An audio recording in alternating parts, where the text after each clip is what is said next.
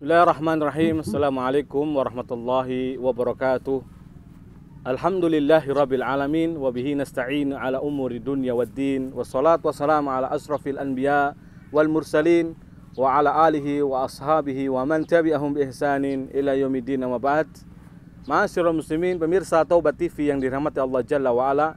Segala puji hanya milik Allah Subhanahu wa taala. Salawat dan salam semoga senantiasa tercurahkan atas junjungan Nabi kita yang mulia Nabi Muhammad Rasulullah Sallallahu Alaihi Wasallam beserta para sahabatnya, keluarganya dan juga seluruh pengikut beliau Sallallahu Alaihi Wasallam hingga hari kiamat kelak.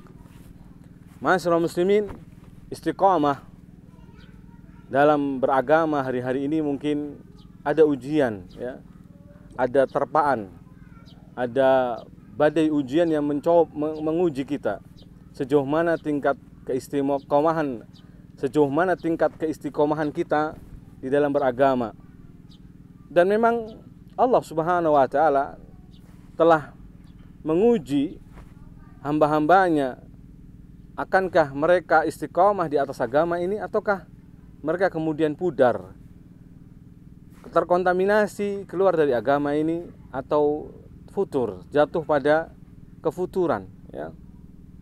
Di dalam surat Al-Quran Allah Subhanahu wa taala mengingatkan kita, ahasiban nasu an yutraku ayyaqulu amanna. Apakah manusia mengira bahwasanya mereka akan dibiarkan begitu saja mengatakan aman, kami telah beriman.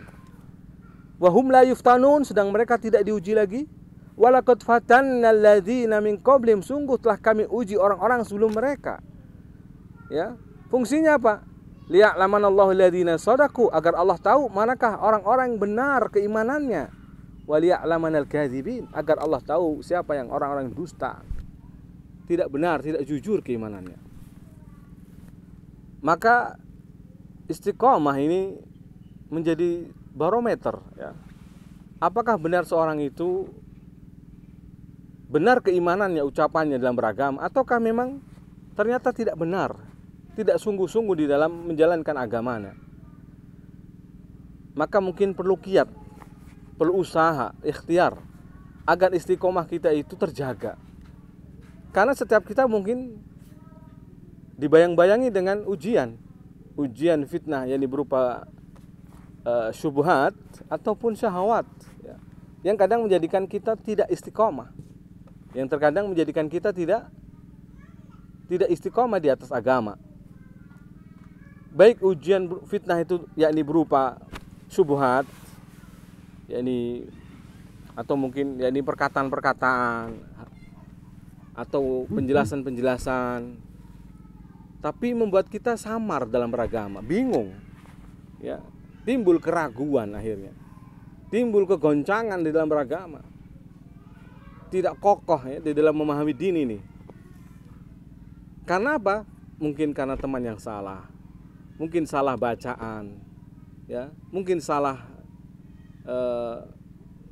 kelompok atau grup di dalam bersosial media misalkan. Ini semua pengaruh, ya, menjadikan seorang agamanya, ya, mengikuti temannya. Maka di sini perlu ada ikhtiar, perlu ada tips cara agar kita tetap istiqomah. Cara yang pertama, dan ini adalah mutlak, ya, untuk dimiliki pada setiap kita, karena kita tidak beribadah kepada Allah Subhanahu wa taala kecuali harus mendatangkan ini, yaitu ikhlas. Karena orang yang tidak ikhlas kadang sulit istiqomah. Bagaimana bisa istiqomah sedangkan dia hijrah itu mungkin niatnya lain. Asalnya niatnya mungkin karena ingin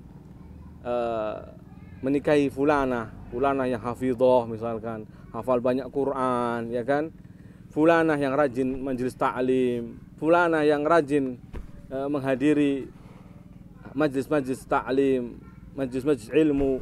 Akhirnya dia terdorong untuk ikut ngaji, ikut belajar, tetapi hanya karena fulana. Ketika fulana ternyata menikah dengan orang lain, ini akhirnya kecewa. Kekecewaannya ini akhirnya menjadikan dia futur, tidak istiqomah lagi dalam beragama. Berarti apa persoalan di sini? Tidak ikhlas.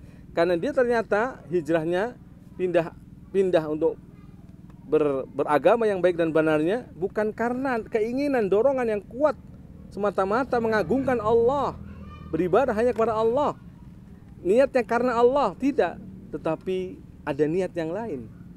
li fulanah tadi, karena fulanah tadi. Sehingga inilah akhirnya dia bisa terpelanting. Ibarat naik berkendaraan motor itu ya, lagi kenceng-kencengnya gitu, kemudian direm, maka dia bisa terpelanting, berkali-kali salto ibaratnya, berkali-kali berguling-guling, bisa malah bahkan mati kalau seperti ini keadaannya. Atau kalau ada lubang yang tiba-tiba kemudian dia rem mendadak, dia bisa masuk terjerembab, tidak bisa menyelamatkan diri. Maka di sini ikhlas itu mutlak ya, agar dia bisa beribadah dengan benar, agar dia bisa lurus dalam beragama, agar dia bisa istiqamah di dalam beragama ini. Makanya innalladzina qalu rabbunallah summa istaqamu. Nah, Allah mengatakan sesungguhnya orang-orang yang mengatakan Rabb kami Allah, ya berarti bertauhid dulu, berakidah benar.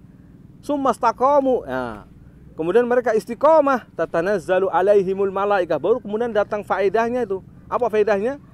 Malaikat akan temurun ya, ketika dia sudah mulai nanti menjelang wafatnya, sakaratul maut, alla takhafu wa la tahzanu. Malaikat akan memberikan satu kabar gembira, janganlah takut dan janganlah bersedih hati. Nah, ini ma'asyiral muslimin. Maka yang pertama tadi tidak boleh hilang.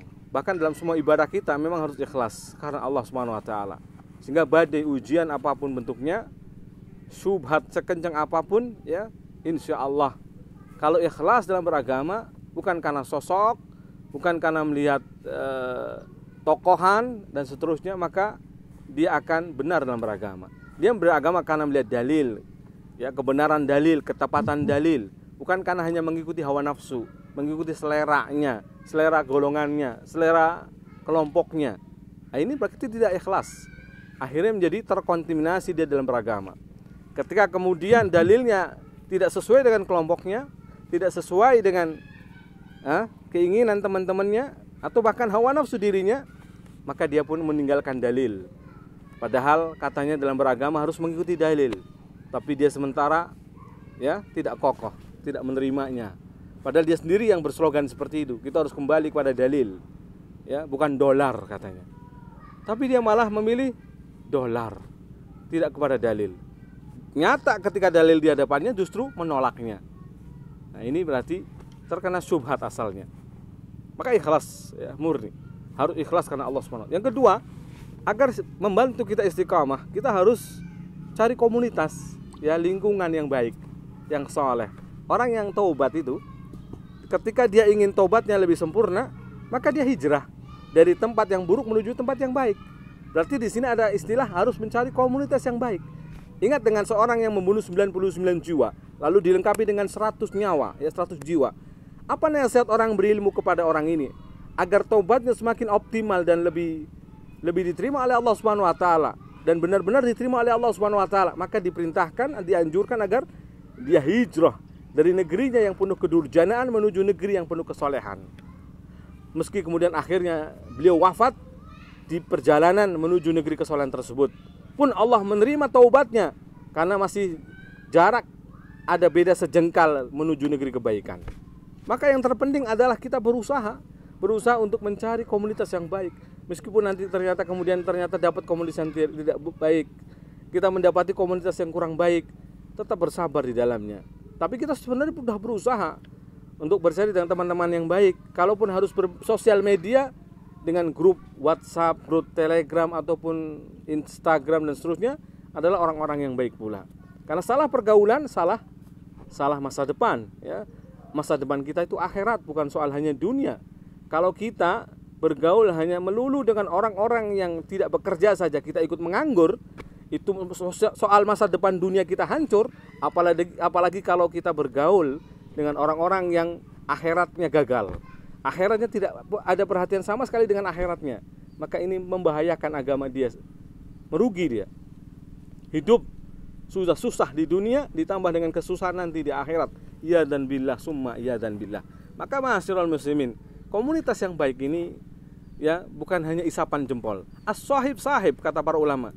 Karena yang namanya teman itu menyeret kepada kemana teman kita itu. Kalau teman baik menyeret kepada kebaikan, teman yang buruk menyeret kepada keburukan, ya. Maka jangan pernah kita ingin istilahnya diombang-ambingkan hanya karena teman-teman kita yang tidak baik.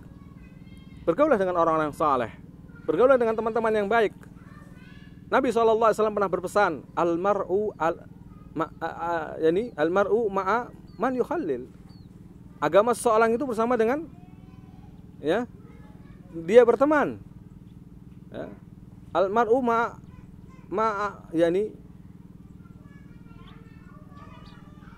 agama seseorang itu bersama temannya. Falyandur ahadukum ila man yukhallil. Kata Nabi SAW, agama seorang itu bersama temannya. Maka lihatlah dengan siapa dia berteman. Almar'u ma'adini khalilihi. Almar'u ma'adini khalilihi. Falyandur ahadukum ila man yukhallil. Agama seseorang itu berdasarkan agama temannya. Maka lihatlah bagaimana temannya itu. Anda mungkin tidak merasa bahwa teman Anda itu punya pengaruh, sedikit demi sedikit itu punya pengaruh, ya, punya istilahnya efek, memberikan efek kepada Anda. Anda tidak sadar, ya, lambat laun ternyata memberikan pengaruh. Maka hati-hati, ya. Oleh karenanya para ulama membagi teman itu ada 3 perumpamaan. Ada teman yang kita bergaul dengannya seperti mengkonsumsi makanan bergizi. Tambah makan tentu tambah sehat. Dan kita pun tidak mungkin hanya sekali dengan makanan bergizi ini. Enggak mungkin hanya sekali. Minimal sehari 3 kali atau 2 kali, ya. Kita akan terus butuh makanan-makanan yang bergizi. Tiap hari kita akan makan makanan bergizi. Siapakah mereka? Mereka adalah ulama, rabbani. Mereka adalah orang-orang yang saleh, yang mengenalkan kita kepada Allah Subhanahu wa taala. Yang mengenalkan kita tentang ma'rifatullah, agar kita beribadah kepada Allah dengan benar. Mereka inilah para ulama, ya, yang khasyatullah, yang memiliki rasa takut pada Allah Subhanahu wa taala. Ya. Jadi bergaulah dengan mereka, ya. Karena seperti makan makanan bergizi. Yang kedua, bergaul dengan orang atau teman perumpamaannya seperti minum obat. Maukah di antara kita setiap hari konsumsi obat? Kan enggak mau. Apalagi sepanjang hayatnya, sepanjang hidupnya. Tentu tidak mau. Selalu butuh dengan obat. Bahkan mungkin kecanduan, na'udzubillah. Maukah ada di antara kita yang selalu harus hidupnya dengan obat? Kan tidak mau. Obat itu hanya untuk ketika sakit saja. Ketika sudah sembuh maka tidak perlu lagi berobat. Demikianlah bergaul dengan ahlu dunia. Orang-orang dunia kita butuhnya dengan saat kala kita lagi tidak tahu apa yang masalah dari kehidupan dunia saja. Misal kita tidak bisa bagaimana reparasi kompor kita, maka kita datang kepada ahli reparasi kompor. Maka sebutuhnya saja, tidak mungkin kemudian terus-menerus bersama dengan dia. Ahli AC, ya, reparasi AC dan seterusnya. Itu ahli-ahli dunia. Bisnis dan seterusnya, maka sebutuhnya saja, tidak mungkin dengan mereka seumur hayat kita, sepanjang hayat kita. Karena ini hubungan dengan mereka. Ma'asyiral muslimin rahimallahu wa iyyakum. Kemudian yang ketiga, yang berteman dengannya seperti mengkonsumsi makanan yang berpenyakit, atau seperti kita terkena penyakit. Semakin tingkat penyakitnya berat, maka semakin berat pula tingkat yang ditimbulkan efeknya, memadoroti kita. Artinya semakin teman ini buruk, semakin buruk pula efek yang menimbulkan keburukannya bagi kita. Mereka ini adalah orang-orang yang diumpamakan di sini seperti orang-orang yang berpenyakit, ya, orang-orang yang berpenyakit. Mungkin ada yang penyakitnya hanya sekedar sepele, tapi juga ada yang penyakitnya sangat parah, ya. Bergaul dengannya, ternyata ada 4, ya. Bergaul dengannya seperti kita mengkonsumsi racun, makan racun. Senikmat apapun, selezat apapun makanan yang dihidangan di hadapan kita, misalnya kita punya makanan selezat apapun, kemudian kita tahu atau dikasih tahu bahwa makanan itu telah dicampur dengan sianida, racun yang dengan cepat membunuh seseorang. Maka apakah kita akan mengkonsumsinya? Tidak, kan? Itulah perumpamaan bergaul dengan ahlul bid'ah. Perumpamaan bergaul dengan orang-orang yang mulhid, ateis, orang-orang yang tidak punya agama. Maka bergaul dengan mereka merusak agama kita. Kelihatannya orang ahlu subhat ini, ya, seolah-olah kita bergaul dengannya aman saja. Atau mungkin kita punya slogan, ambil baiknya buang buruknya. Ini pencuri sendal, ini slogannya pencuri sendal. Ambil baiknya buang buruknya. Beragama tidak seperti ini. Tidak bisa kita hanya sekedar mengatakan ambil baiknya, buang buruknya. Karena filter kita tentunya tidak sama dengan filternya para ulama dalam mensaring orang-orang saleh, orang-orang baik, orang-orang yang jelas agamanya. Kita tidak seperti mereka. Maka kita filternya harusnya lebih rapat lagi. Ya. Tentu tidak bisa bermudah-mudahan untuk duduk dengan mereka. Karena keselamatan agama kita adalah ketika kita jauh dari mereka. Jauh dari orang-orang yang ahli subuhat, orang-orang yang ada virus-virus yang mematikan, racun yang ada pada tubuh mereka yang bisa menular, membunuh kita pula. Maka naudzubillah ya, jangan sampai kita duduk dengan orang-orang seperti ini. Kelihatannya nyaman, dia bisa dalil juga, tapi ternyata dalilnya hanya untuk pembenaran dalam beragama. Ya, meskipun dia tenar, terkenal, meskipun dia mungkin orang yang banyak pengikutnya, bukan itu ukurannya. Karena kebenaran itu adalah ukurannya kesesuaian dengan dalil, bukan kesesuaian dengan hawa nafsu atau umumnya manusia. Kemudian ma'asyiral muslimin, istiqomah, cara istiqomah atau tips istiqomah yang lainnya adalah dengan selain mencari lingkungan tadi sudah, kemudian yang lainnya adalah dengan kita terus berusaha ya mencari lingkungan yang baik yang lainnya ya. Teman yang baik, lingkungan yang baik. Nah, ma'asyiral muslimin rahimallahu wa iyyakum. Mungkin ini beberapa kiat istiqomah yang bisa kita sebutkan. Ya. Bagian pertama ya, semoga Allah Subhanahu wa taala memudahkan kita untuk istiqomah di dalam beragama. Semoga Allah Subhanahu wa taala menjaga kita, menjaga kaum muslimin dari kerusakan-kerusakan agama di luar sana yang mengancam agama kita, wal iyadu billah summa iyadu billah. Wassallallahu ala nabiyyina Muhammad wa alihi wa sahbihi ajma'in walhamdulillahi rabbil alamin. Wassalamualaikum warahmatullahi wabarakatuh.